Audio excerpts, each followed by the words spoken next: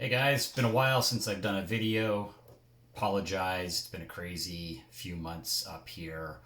But I'm excited to share with you what I received in the mail on Friday. As most of you know, Def Leppard has been issuing vinyl and CD box sets of their back catalog, remastered, reissued on 180 gram vinyl, and obviously CD. And they've been also releasing within these box sets a lot of unreleased material, live stuff, all kinds of interesting goodies. So I was really excited. I had pre-ordered volume 3 and I got a notification that it was going to be delivered this coming week, but it arrived on the actual release date, June 11th.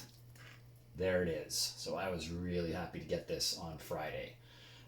I try to keep it in the shrink wrap because I love the hype sticker. So I've carefully opened up the box using a knife just to make sure I get the shrink wrap intact. And I'm going to share with you guys what's in this fantastic set.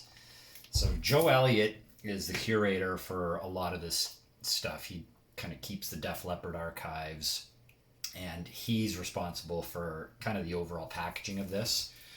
And he does a fantastic job. Like it's just beautifully done. There's the back with all the LPs and track listings. So there's 9 LPs in this set, along with a really nice booklet that details what went into all the various albums. So the great thing about this set is none of these have been released on vinyl before, right? So you've got the albums kind of from 2000 on. So I'm going to go through each one, show you guys what they look like. First up is X or 10, which was released originally back in, I guess it would have been early 2000. There's the back. This is actually the one Def Leppard album that I really don't listen to. So I'm going to get back into it now that I've got the record. Again, great job on the reproduction of all the artwork, etc. So I'm going to give this another go. There's what the label looks like. And there. This is a really poppy album. So Def Leppard fans that were used to their signature sound, even slang, which saw them go a little bit more alternative. This one came out after Euphoria, which was a return to their classic sound, and saw them working for the first time with some outside songwriters, hit makers, shall we say, some writers who had done stuff with, I think Britney Spears and some of the later Aerosmith stuff. And it's a really, especially the first 4 or 5 tracks are really poppy. There is some, more aggressive, typical hard rock Def Leppard stuff on here. But for the most part, it's an album that didn't resonate, I don't think, with a lot of the long-term fans, and certainly with me. As I said, it's the one Def Leppard album I don't listen to. I can't remember actually the last time I listened to it. So I'm going to give it another go now that I've got the actual record. Next up was Yeah, which was released, I think, originally in 2006. This is a fantastic album. I'm so glad to have it on vinyl. This is actually 2 LPs. Great gatefold. Really cool photos of the guys. So Def Leppard went with cover tracks on this album. There's one of the inner sleeves. Cover tracks, though, that wouldn't be what you might consider, a band, Def Leppard covering the hits of other bands. They went into the deep catalogs of the bands that had huge influences on them in their youth. So back in the 70s. So there's all kinds of great stuff on here. Show you the label there. So you've got stuff like, obviously, Rock On was the big single from this, the remake of David Essex track. All kinds of great stuff like ELO covers. It's just a brilliant, brilliant cover album. And it's stuff, again, that you wouldn't typically hear from a cover album. Most bands that do covers cover hits. and Def Leppard went deep on this one. So this one is going to sound great on vinyl when I put that baby on.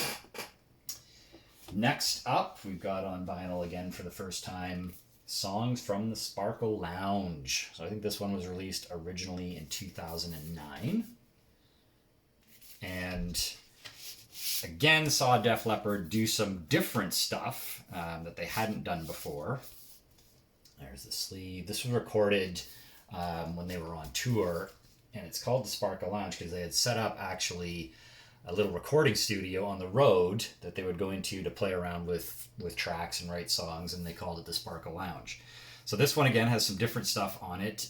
The first single was a song called 9 Lives, and they actually recorded that with Tim McGraw, the country singer, which, you know, kind of surprises a lot of people.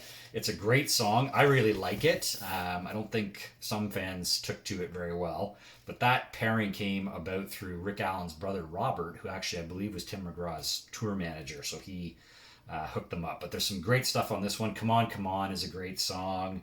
What else on here? Bad Actress I really like. Just another great Def Leppard album. So again, first time on vinyl, beautifully repackaged. Excited to listen to that one. Then we get into some of the rarities or unreleased stuff from this period. So this is B-sides, so 2 LPs containing stuff like radio edits of Now and Long, Long Way to Go, some special edition stuff, B-sides that appeared on various single releases from the time frame of X through to Sparkle Lounge. So this will be a fun listen as well. Take this one out of the sleeve here and show you guys what this one looks like.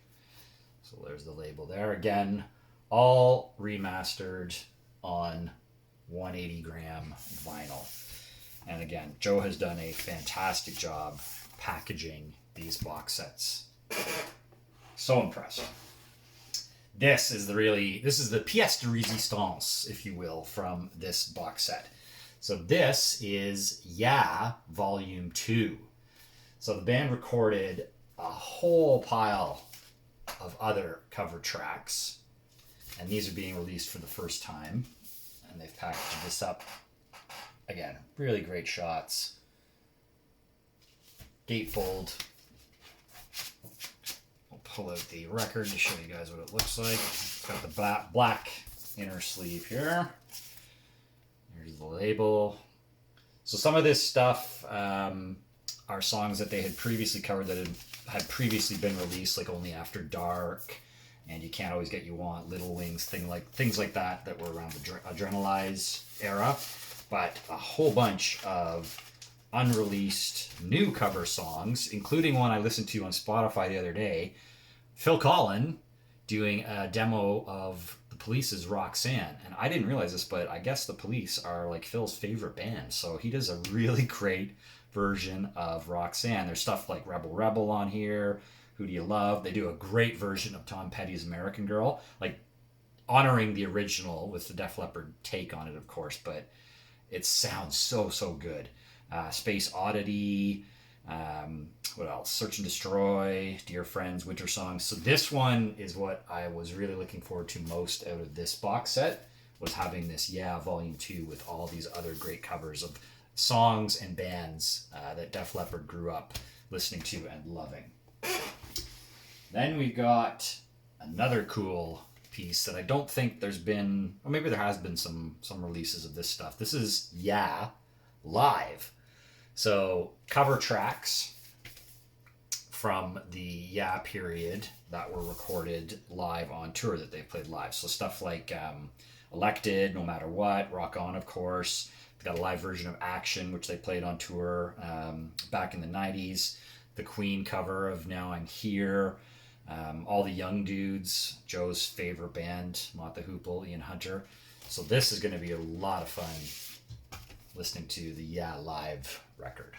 Again, absolutely beautiful packaging on the inner sleeve. Let's take a look at the label there. Just beautifully done.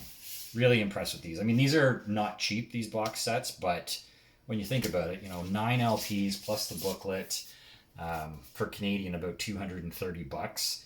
It's a pretty good deal when you're getting 9 180-gram reissues. So I don't mind spending the money. And then to go along with it, you get the beautiful hardcover booklet. I'll just show you guys a bit of it.